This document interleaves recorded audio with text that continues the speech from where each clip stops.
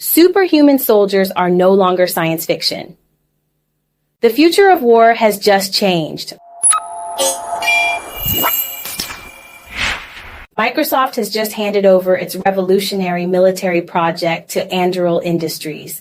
$22 billion in technology that will transform ordinary soldiers into real-life superheroes. Imagine a helmet that lets you see through walls, control drones with your mind, and communicate telepathically with your team. The creator of Oculus Rift, Palmer Luckey, is behind it all. And he warns, what you're imagining, multiply it by 10, then multiply it by 10 again.